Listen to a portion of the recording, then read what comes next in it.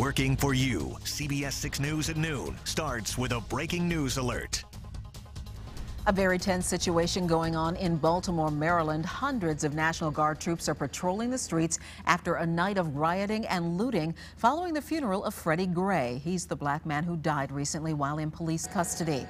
This is the CBS 6 News at noon. I'm Cheryl Miller. CBS 6's Joe St. George is in Baltimore to bring us this firsthand update. Joe? Hey, good afternoon, Cheryl. As one journalist put it to me earlier today, we don't know if this is the day of or the day after. I can tell you that we're in the heart of downtown Baltimore right now, and there is a sense of quiet. I'm standing in a parking lot next to some of the biggest buildings in the city. You can see it is half empty.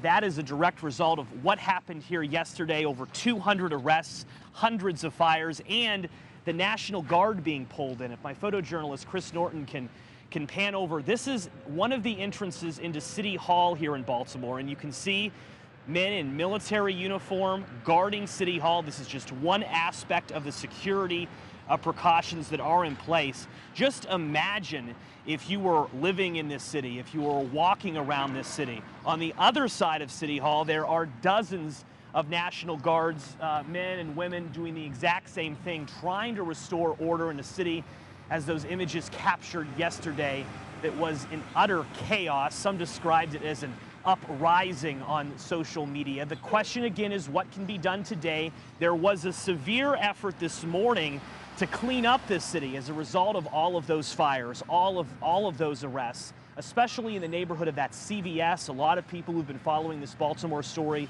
know that location and the looting and the fire that took place there. Of course, politicians, the mayor, the police are asking for calm in this city tonight, this city that's only about 2.5 hours away or so from Richmond.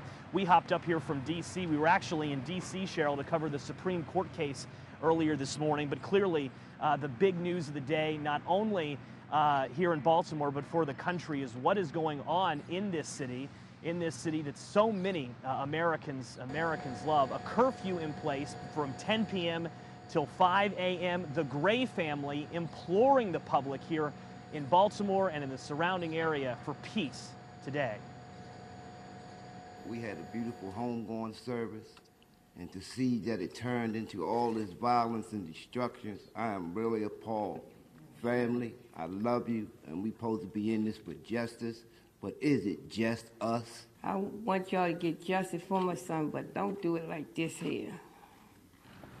Don't tear up the whole city, man. And again, just for him, it's wrong. And again, you are looking live at City Hall. One of the entrances here, the National Guard guarding an American city, trying to prevent any violence, similar violence that happened yesterday. And you may have saw that man walk past in the Orioles jacket. I've noticed in my brief time on the ground here in Baltimore, a lot of people are wearing their Baltimore jerseys, Baltimore Oriole jerseys. Their baseball game was canceled last night as a result of the rioting here. Of course, there are two fractions in this city, Cheryl Miller, before I send it back to you in Richmond. One that desperately wants peace, another side that desperately wants something to change. And I'll send it back to you in Richmond. That is our Joe St. George reporting live this afternoon for us out of Baltimore.